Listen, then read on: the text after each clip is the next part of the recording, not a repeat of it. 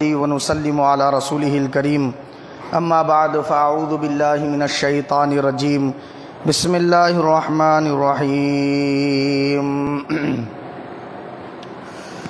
من يطع الرسول فقد اطاع الله صدق الله العظيم ان الله وملائكته يصلون على النبي يا أيها الذين آمنوا صلوا عليه وسلموا تسليما اللهم صل وسلم على سيدنا محمد نور الأنوار والسر الأسرار وسيد الأبرار وعطرته بعدد كل معلوم لك السلام عليك يا نبي الله السلام عليك يا رسول الله السلام عليك يا حبيب الله السلام عليك يا نور الله السلام عليك يا ذكر الله السلام عليك يا حبل الله السلام عليك يا خاتم النبيين السلام عليك يا رحمة للعالمين صلى الله تعالى عليك وسلم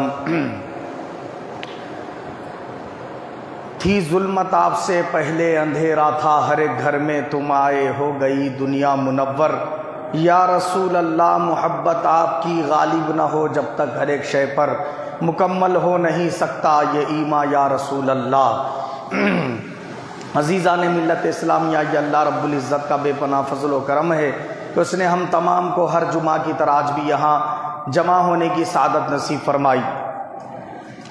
جیسا کہ آپ تمام حضرات جانتے ہیں کہ آج شب برات ہے، انشاءاللہ تعالی ہم آج کی شب برات کا اہتمام کریں گے، عبادتیں کریں گے، خطاب سماعت کریں گے اور زیارت قبور کریں گے انشاءاللہ تعالی۔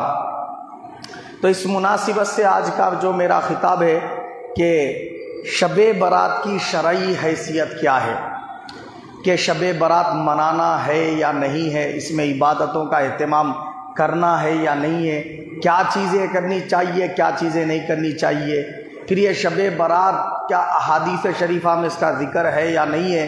بعض لوگ تو اسے شرک کہتے ہیں، بعض لوگ تو اس کا منانا بدعت کہتے ہیں، یہ دین میں من گھڑت جو ہے نا چیز ہے جو لوگوں نے اپنی طرف سے گھڑ لی کہتے ہیں۔ اس کی شرعی حیثیت کیا ہے بول کے ایک اعتراض ہے، اس کا جو ہے انشاءاللہ آج منہ توڑ جواب ہم سماعت کریں گے احادیث شریفہ کی روشنی میں۔ میں نے قرآن شریف سے آیت شریفہ کی جز کی تلاوت کی جس میں اللہ پاک نے ارشاد فرمایا من یطع الرسول فقد اطاع اللہ، جس نے رسول کریم صلی اللہ علیہ وسلم کی اطاعت کی اس نے اللہ کی اطاعت کر لی، جس نے حضور کی بات مان لی اس نے اللہ کی بات مان لی، جس نے حضور صلی اللہ علیہ وسلم کی سنت پہ عمل کیا تو گویا اس نے اللہ کی سنت پہ عمل کیا، جو حضور کے طریقے کو اپنا لیا تو اس نے اللہ کا طریقہ اپنا لیا۔ یہ اس آیت شریفہ کا ترجمہ اور تفسیر مختصراً۔ تو رسول پاک صلی اللہ تعالی وسلم سے اگر کوئی عمل ثابت ہو اور آقا علیہ السلام نے اس کے کرنے کا حکم دیا ہو تو بس رسول پاک صلی اللہ تعالی وسلم کی وہ حدیث پاک ہمارے لیے کیا ہے، صراط مستقیم پر گامزن رہنے کا ذریعہ ہے، جنت تک لے جانے کا ذریعہ ہے، اللہ تعالیٰ کو راضی کرنے کا ذریعہ ہے، اس حدیث پر عمل کر لینا اللہ کی رضا حاصل کرنے کا ذریعہ ہے۔ تو میں نے آیت شریفہ کے تحت چند احادیث شریفہ آج کے لیے کوٹ کی، وہ احادیث شریفہ آپ کے گوشے گزار کرتا چلوں۔ پہلی حدیث پاک ہے، اس کو امام ابن ماجہ نے روایت کیا۔ امام ابن ماجہ نے یہ حدیث اپنی کتاب میں نقل کی، حدیث نمبر ہے 1451، اور شعب الایمان میں امام بیہقی نے روایت کیا، حدیث نمبر 3664 ہے، کنز العمال میں یہ حدیث نمبر 35177 ہے، اور تفسیر در منصور میں سورۃ الدخان کی آیت نمبر 4 کے تحت اس حدیث کو نقل کیا گیا۔ حدیث کیا ہے؟ حضرت مولا علی شیر خدا رضی اللہ تعالیٰ عنہ سے روایت ہے، آپ فرماتے ہیں اذا قال رسول اللہ صلی اللہ علیہ وسلم اذا كانت لیلۃ النصف من شعبان فقوموا لیلہا وصوموا یومہا فإن اللہ ينزل فیہا لغروب الشمس الى سماء الدنیا فیقول الامنی مستغفر لی فاغفر له المسترزق فرزقہ المبتلا فأعافیہ حتی یطلع الفجر، یہ حدیث پاک کے الفاظ ہیں۔ کیا فرمایا رسول پاک صلی اللہ علیہ وسلم نے؟ مولا علی شیر خدا فرماتے ہیں حضور پاک صلی اللہ علیہ وسلم نے ارشاد فرمایا جب شعبان کی 15ویں شب آتی ہے، نصف شعبان جب آتی ہے، نصف شعبان جب آتی ہے تو اس شب رات کو قیام کرو اور اس کی صبح روزہ رکھا کرو۔ اللہ تعالیٰ سورج ڈوبنے سے لے کر طلوع فجر تک اپنے بندوں کو ندا کرتا ہے، آسمان دنیا پر اپنی شان کے لائق تجلی فرما کر بندوں سے مخاطب ہو کر کیا فرماتا ہے کوئی بندہ جو مجھ سے مغفرت طلب کرے میں اس کے گناہ معاف کر دوں، ہے کوئی رزق طلب کرنے والا میں اس کے رزق میں اضافہ کروں، ہے کوئی بیمار جو مجھ سے صحت طلب کرے، ہے کوئی بلا میں مبتلا شخص جو مجھ سے عافیت مانگے تو میں اس کو صحت و عافیت سے مالا مال کروں۔ یہ حدیث پاک میں رسول پاک صلی اللہ علیہ وسلم نے حکم دیا نصف شعبان کی رات عبادت میں گزارو اور صبح کو روزہ رکھا کرو۔ اور روایت کرنے والے کون ہیں؟ مولا علی شیر خدا رضی اللہ تعالیٰ عنہ خلیفہ چہارم۔ اسی طرح اور ایک حدیث پاک ہے رسول پاک صلی اللہ علیہ وسلم نے اس حدیث پاک میں بیان فرمایا کہ اللہ رب العزت ام المومنین عائشہ صدیقہ رضی اللہ عنہ سے روایت ہے یہ حدیث پاک، اور اس کو امام دائلمی نے روایت کیا، کنز العمال میں اس حدیث پاک کو روایت کیا گیا۔ کنز العمال میں باب الکتاب الفضائل حدیث نمبر 34713 پر اس کو بیان کیا۔ ام المومنین عائشہ صدیقہ رضی اللہ عنہ فرماتی ہیں بے شک اللہ تعالی ہر سال خانہ کعبہ پر ایک اپنی خاص تجلی فرماتا ہے، اور وہ تجلی فرمانا کب ہوتا ہے؟ شعبان کے مہینے میں نصف شعبان کی رات۔ اور فرمایا حضور نے اس وقت مومنین کے دل کعبے کے مشتاق ہوتے ہیں، یعنی ان کے دل کعبۃ اللہ کے اطراف میں آ کر عبادت کرنے کے مشتاق ہوتے ہیں، اور ان کے دل کعبے کی طرف متوجہ ہونے کے مشتاق ہوتے ہیں۔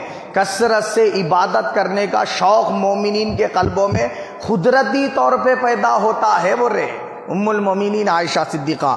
اسی طریقے سے اور ایک حدیث پاک ہے ابو موسیٰ اشعری رضی اللہ عنہ سے، یہ تیسری حدیث سنا رہا ہوں۔ آپ فرماتے ہیں سیدنا رسول اللہ صلی اللہ علیہ وسلم نے فرمایا اللہ تعالی شب برات 15ویں شب شعبان کے مہینے کی کیا کرتا ہے؟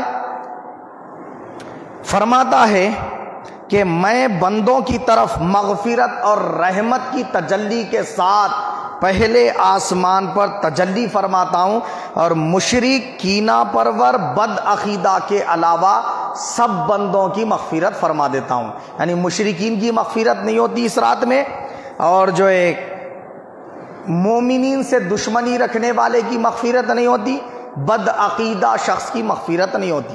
ان کے علاوہ سارے گناہ گاروں کی اللہ پاک زندوں میں سے بھی مرحومین میں سے بھی مغفرت فرماتا ہے۔ اب یہ حدیث کو امام ابن ماجہ نے اور امام احمد بن حنبل نے مسند احمد میں، امام بیہقی نے شعب الایمان میں روایت کیا۔ شعب الایمان میں جلد 2 صفحہ نمبر 121، المعجم الکبیر میں امام طبرانی نے روایت کیا جلد 2 صفحہ نمبر 109، اور حلیۃ الاولیاء جلد 5 صفحہ نمبر 119 پر۔ ابن ماجہ میں ابواب اقامت الصلاح والسنہ فیہا باب ما جاء فی لیلۃ نصف من الشعبان، ابن ماجہ میں صفحہ نمبر 99 حدیث نمبر 1380 ہے۔ ان 4 احادیث شریفہ ہو گئی۔ اب ان احادیث کی روشنی میں یہ بات معلوم ہوئی کہ رسول پاک صلی اللہ علیہ وسلم نے کیا فرمایا کہ اس رات میں عبادت کا اہتمام کیا کرو۔ اب اسی طریقے سے اور ایک حدیث پاک ہے، اس میں اللہ کے حبیب صلی اللہ علیہ وسلم نے فرمایا کہ زانی اس رات میں بخشا نہیں جاتا، اور اسی طریقے سے اللہ کے حبیب صلی اللہ علیہ وسلم نے فرمایا کہ جو شرابی ہے اس کی اس رات میں مغفرت نہیں ہوتی، اور فرمایا اللہ کے حبیب صلی اللہ علیہ وسلم نے کہ جو شخص کیا ہے جادو کرنے والا ہے، جادوگر ہے، اس کی بھی اس رات میں مغفرت نہیں ہوتی۔ یہ جن گناہگاروں کی لسٹ سنائی گئی، یہ اگر سچے دل سے توبہ کرے، توبۃ النصوح کرے، پھر زندگی میں دوبارہ ان گناہوں کو نہ دہرائیں، تو اللہ پاک ان کی بھی یہ رات میں مغفرت فرما دیتا ہے۔ اسی طریقے سے حضرت راشد بن سعد رضی اللہ عنہ سے روایت ہے، فرماتے ہیں رسول پاک صلی اللہ علیہ وسلم نے فرمایا شعبان کی 15ویں رات شب میں اللہ رب العزت ملک الموت سے ہر اس جان کی روح قبض کرنے کا حکم فرماتا ہے جسے اس سال قبض کرنے کا ارادہ فرماتا ہے۔ مطلب ملک الموت کو اللہ تعالیٰ اس رات میں اب یہاں سے آنے والے سال تک کون کون مرنے والے ان کی لسٹ عطا فرما دیتا ہے۔ یہ حدیث پاک ہے۔ اس کو در منصور اور در منصور میں، تفسیر در منصور میں سورہ دخان کے تحت بیان کیا گیا۔ اسی طرح امام ابن جریر اور در منصور سورہ دخان اور امام بہقی نے شعب الایمان میں بیان کیا، حضرت زہری حضرت عثمان بن محمد بن مغیرہ بن اخنس رضی اللہ عنہ سے روایت کرتے ہیں کہ رسول اللہ صلی اللہ علیہ وسلم نے فرمایا کہ ایک شعبان سے دوسرے شعبان تک واقع ہونے والی موت کو قطعیت دے دی جاتی ہے، یہاں تک کہ آدمی نکاح کرتا ہے، اس کو پتہ نہیں ہوتا میں آنے والے سال میں مر جانے والا ہوں، اور اس کو اولاد بھی ہوتی ہے جبکہ اس کا نام انتقال کرنے والے لوگوں میں لکھ دیا جاتا ہے۔ اور بہت سارے لوگ غفلت میں شعبان کی 15ویں رات گزار دیتے ہیں، اور اس رات میں کیا ہوتا ہے، لوگ غفلت میں گزار دیتے ہیں اور آنے والے سال میں کیا کیا کریں گے اس کے کیا ہے مشورے کرتے رہتے ہیں، اور اس کے بارے میں کیا ہے تیاریاں کرتے ہیں کہ یہ آنے والے سال کو ہم کیسا کیسا گزاریں گے، مگر ان کو یہ بات کا پتہ نہیں ہوتا کہ وہ اس سال میں مرنے والے ہیں۔ رسول پاک صلی اللہ علیہ وسلم نے بیان فرمایا۔ اسی طریقے سے حضرت عطا بن یسار سے روایت ہے، فرماتے ہیں 15ویں شعبان کی شب ملک الموت کو اللہ ایک صحیفہ دیتا ہے جس میں روح قبض کس کس کی کرنی ہے ان کے نام لکھے جاتے ہیں۔ سیدتنا ام المومنین عائشہ صدیقہ رضی اللہ عنہ فرماتی ہیں رسول اللہ صلی اللہ علیہ وسلم نے فرمایا، کیا فرمایا، اللہ تعالیٰ 4 راتوں میں خیر و برکت کے دروازے کھول دیتا ہے، 4 راتوں میں۔ اس میں سے رسول پاک نے فرمایا 15 شعبان کی رات، عید الاضحیٰ کی رات، عید الفطر کی رات اور یوم عرفہ کی رات، یہ 4 راتیں ایسی ہے کہ اس میں اللہ تعالیٰ کیا کرتا ہے، خیر و برکت کے دروازے کھول دیتا ہے۔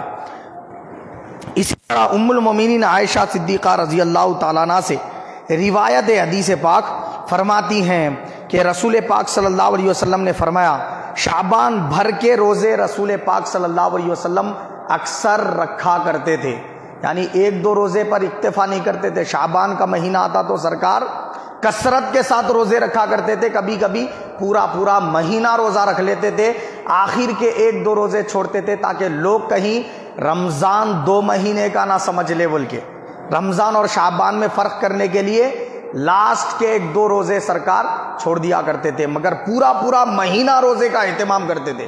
اب بتائیے آپ، کیا یہ رسول پاک صلی اللہ علیہ وسلم کی سنت سے ثابت نہیں ہے؟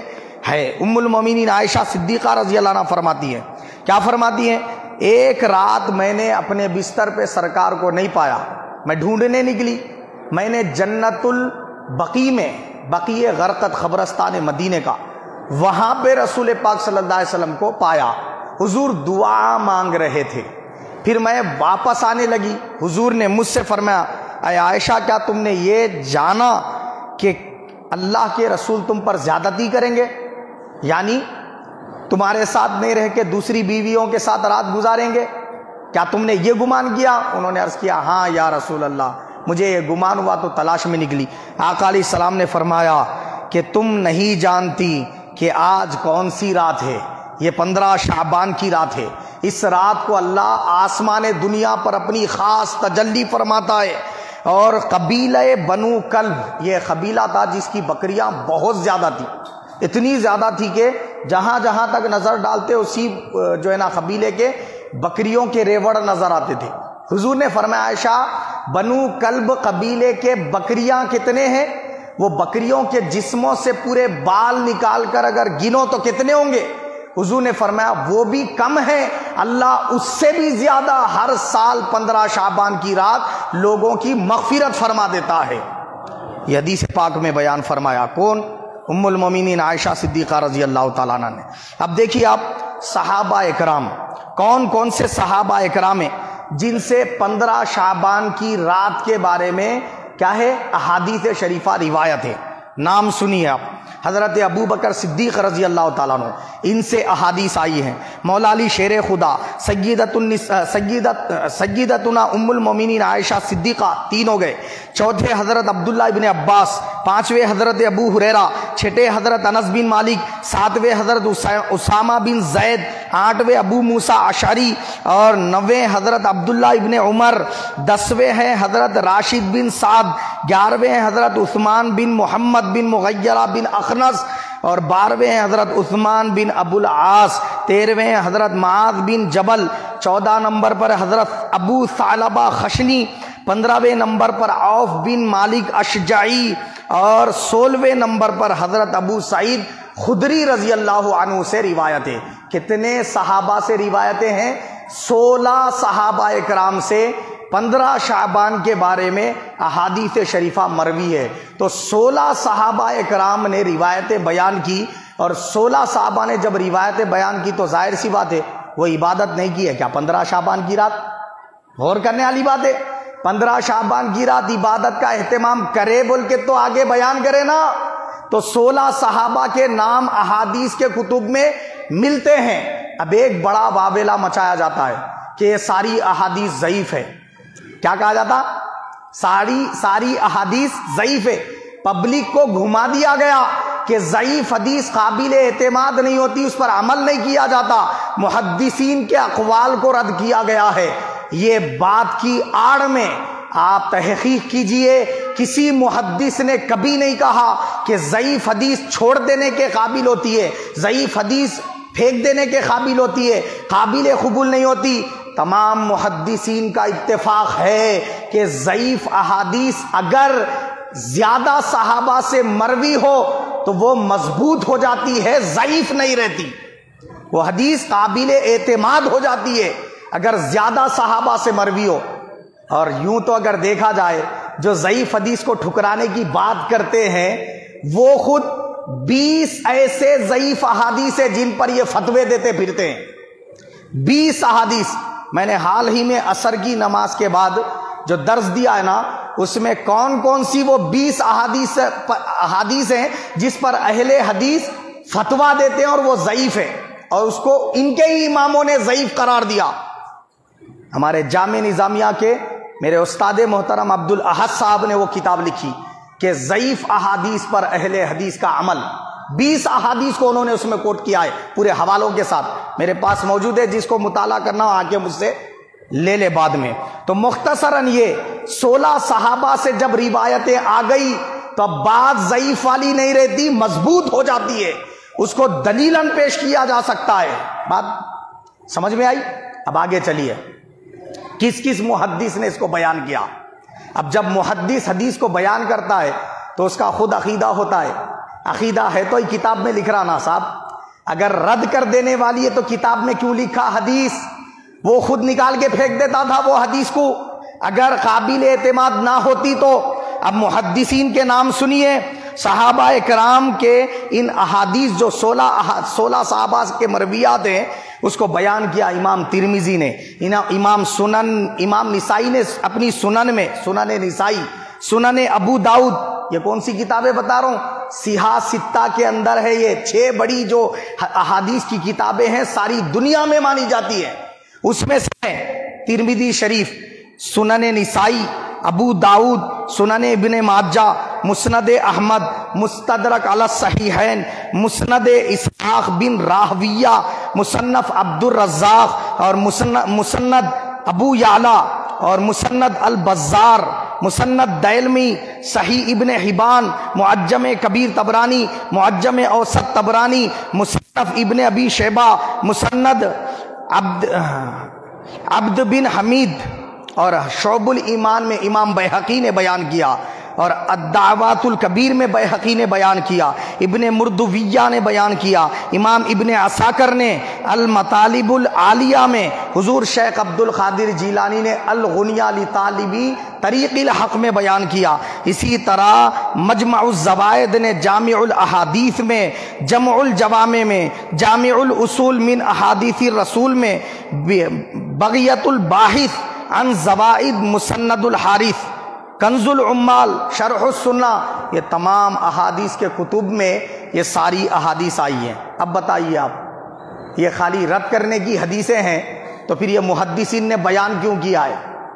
ایک سوال پیدا ہوتا ہے نا، بیان کیوں کیا ہے؟ شب برات کے بارے میں احادیث شریفہ کا جائزہ لیتے ہوئے محدثین نے کہا کہ اگرچہ کہ ضعیف احادیث ہیں لیکن عمل کے اعتبار سے مضبوط ہیں، ٹھیک ہے؟ اب اس کو کس کس نے بیان کیا وہ بھی اماموں کے نام سن لیجئے۔ آئیے اب حضرت ابن رجب حنبلی بیان کرتے ہیں، انہوں نے 795 ہجری کا زمانہ پایا ہے، 795 ہجری کے یہ جو ہے نا محدث ہے ابن رجب حنبلی، وہ تحریر فرماتے ہیں اپنی کتاب میں، کتاب کا نام ہے لطائف المعارف، اس کے صفحہ نمبر 137 پر، کہ حضرت تابعین، جلیل القدر تابعین جنہوں نے صحابہ سے ملاقاتیں کی، صحابہ اکرام کے ساتھ مجلسوں میں رہے، وہ جلیل القدر تابعین بیان کرتے ہیں۔ کون بولے یہ؟ حضرت ابن رجب حنبلی اپنی کتاب لطائف المعارف صفحہ 137 پر کون کون سے تابعین ہیں؟ خالد بن معدان، حضرت مکحول، حضرت لقمان بن عامر، یہ تمام تابعین ہیں جنہوں نے صحابہ سے ملاقاتیں کی، اور وہ بیان کرتے ہیں ہم نے دیکھا 15 شعبان کی رات جب آتی تو صحابہ اکرام بڑا اہتمام کرتے تھے عبادتوں کا، اس رات کی تعظیم کیا کرتے تھے۔ حضرت مکحول کے بارے میں اہل حدیث کے ائمہ نے کہا یہ بڑے اپنے وقت کے مجتہد ہیں، بڑے فقیہ ہیں۔ حضرت خالد بن معدان بڑے فقیہ ہیں، بڑے مجدد ہیں، بڑے مجتہد ہیں، علامۃ الدہر ہیں۔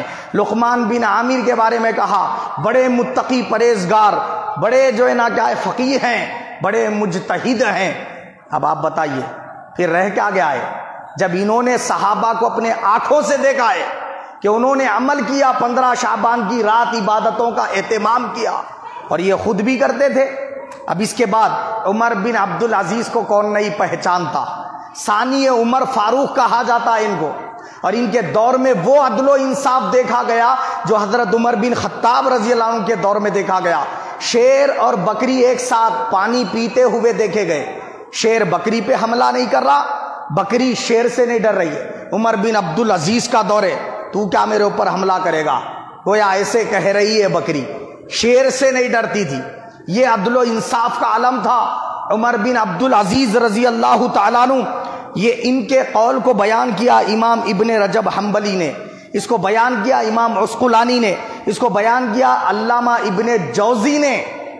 وہ بیان کرتے ہیں عمر بن عبدالعزیز اپنے دور خلافت میں بصرہ کے گورنروں کو لیٹر لکھتے تھے، کیا کہ 4 راتوں کو بڑے اہتمام کے ساتھ منایا کرو۔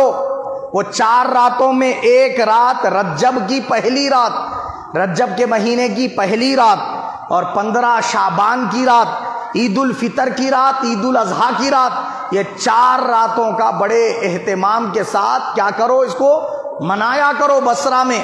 تو بصرہ کے اندر بڑے اہتمام کے ساتھ کیا کیا جاتا؟ عمر بن عبدالعزیز کے دور میں بڑے اہتمام کے ساتھ 15 شعبان کی رات منائی جاتی تھی۔ اب بتائیے آپ، یہ آج کے انڈیا پاکستان کے علماء نہیں بول رہے، عمر بن عبدالعزیز بول رہی ہے، اور یہ آج انڈیا پاکستان کے علماء نہیں بتا رہے، حضرت خالد بن معدان، مکحول، حضرت لقمان بن عامر بتا رہے۔ خواجہ حسن بصری کو کون نہیں جانتا؟ مولا علی شیر خدا کے خلیفہ ہے، مولا علی شیر خدا کے خلیفہ ہے۔ حضرت علی نے جن کو خلافت دی، حضرت علی کی صحبت سے جو فیضیاب ہوئے، وہ فرماتے ہیں خواجہ حسن بصری، میں نے 30 صحابہ اکرام سے حدیثیں پائی ہے۔ کتنے؟ 30 صحابہ، 30 صحابہ سے احادیث شریفہ میں نے پائی کہ وہ صحابہ اکرام نے بیان کیا 15 شعبان کی رات کا اہتمام کرو، یہ قابل کیا ہے؟ رشک رات ہے، اللہ اس رات میں کثرت سے مومنین کی مغفرت فرماتا ہے۔ اور اس کو بیان کیا جو میں نے سنائی نا خواجہ حسن بصری رحمت اللہ علیہ والی روایت 30 صحابہ سے مروی ہے احادیث، تو انہوں نے بیان کیا اس کو تفسیر روح البیان میں جلد 8 صفحہ نمبر 448 پر خواجہ حسن بصری کے اس قول کو بیان کیا۔ غوث پاک نے اپنی کتاب الغنیہ لطالبی طریق الحق جلد 1 صفحہ نمبر 152 پر، ٹھیک ہے۔ اب آئیے، اب اپنی بات کو ختم کرنے کے جو ہے نا یعنی اختتام کی طرف لے چل رہا ہوں۔ مجموع الفتاوی کس کی لکھی ہوئی کتاب ہے؟ علامہ ابن تیمیہ، ان سے تو ہر کوئی شخص واقف ہے، اور اہل حدیث والے تو کہتے ہیں کہ یہ ایسی ہستی ہے عظیم البرکت کہ کوئی حدیث ایسی نہیں ہے جو ان کے نظر سے گزری نہیں۔ کیا بولتے ہیں؟ کوئی حدیث ایسی نہیں ہے جو ان کے نظر سے گزری نہیں۔ ایسے بڑے علامۃ الدہر ہیں، کون؟ علامہ ابن تیمیہ۔ سارے سعودی عرب کے اندر ان کے فتوے چلتے ہیں، اور فتاوی ابن تیمیہ ساری عرب کنٹری میں مانی جاتی ہے، اور اہل حدیث کے ہاں تو سب سے زیادہ معتبر ہے۔ کبھی ابا کی کتاب بھی کھول کے دیکھ لیا کرو، ہم یہ کہتے ہیں۔ تو علامہ ابن تیمیہ نے اپنی کتاب مجموع الفتاوی اس کے صفحہ نمبر 23 اور 132 پر بیان کیا اس کو، اور اقتداء الصراط المستقیم پر بیان کیا اس کو۔ کون سی کتاب؟ اقتداء الصراط المستقیم، یاد رکھیے۔ اور مجموع الفتاوی علامہ ابن تیمیہ کی، اس میں بیان کیا، کیا بیان کیا؟ کہ میں نے دیکھا ہے شعبان کی 15ویں رات کے بارے میں بہت ساری احادیث فضیلت میں آئی ہیں۔ کون بول رہے؟ علامہ ابن تیمیہ۔ اور بہت سارے صحابہ سے اس کے ثبوت ملتے ہیں کہ انہوں نے اس رات میں عبادت کا اہتمام کیا ہے، اور ہمارے اسلاف میں تابعین، تبع تابعین اور بزرگان دین سے اس کی روایتیں ملتی ہیں، اور کہتے ہیں کہ بہت ساری کثیر تعداد میں اس کے بارے میں اقوال آئے ہیں۔ یہ بات ثابت ہے کہ وہ اس رات میں خصوصی نمازیں پڑھتے تھے اور عبادت کرتے تھے۔ کون بول رہے اب؟ یہ علامہ ابن تیمیہ۔ اب عربی عبارت میں انہوں یہ بولے، میں ترجمہ سنایا، عربی عبارت کے بھی الفاظ سن لو۔ وَأَمَّا لَيْلَةُ النِّصْفِ مِنْ شَعْبَانَ فَقَدْ رُوِيَ فِي فَضْلِهَا أُحَادِيثُ وَآثَارٌ وَنُقِلَ عَنْ طَائِفَةٍ مِنَ السَّلَفِ أَنَّهُمْ كَانُوا يُصَلُّونَ فِيهَا۔ یہ عربی عبارت ہے علامہ ابن تیمیہ کی، علامہ ابن تیمیہ کی مجموع الفتاوی اس کا جلد 23 صفحہ 132، یاد رکھ لیجئے۔ اب اقتداء الصراط المستقیم علامہ ابن تیمیہ کی، اس میں علامہ ابن تیمیہ بیان کرتے ہیں کہ اس باب میں میں نے 15 شعبان کی فضیلت کے باب میں میں نے بہت ساری احادیث پائی ہیں، اور بہت سارے ایسے بزرگان دین جن کا علم ساری دنیا میں مانا گیا، جن کو ساری دنیا نے امام تسلیم کیا، مجتہد مانا، فقیہ مانا، جن کی شاگردگی کے لیے لوگ ترستے ہیں، ویسے لوگوں کو یہ رات مناتے پایا ہے۔ کون بولے؟ علامہ ابن تیمیہ بولے۔ تب معلوم یہ ہوا کہ اب اس کے بعد شک کی کوئی گنجائش نہیں رہتی۔ جب علامہ ابن تیمیہ نے فتویٰ دیتے وقت یہ بات بیان کی تو خود ان کا بھی یہ عمل رہا کہ 15 شعبان کی رات عبادت کا اہتمام کیا کرتے تھے۔ اگر نہیں کرتے تو پیش کیوں کرتے ہیں؟ تبھی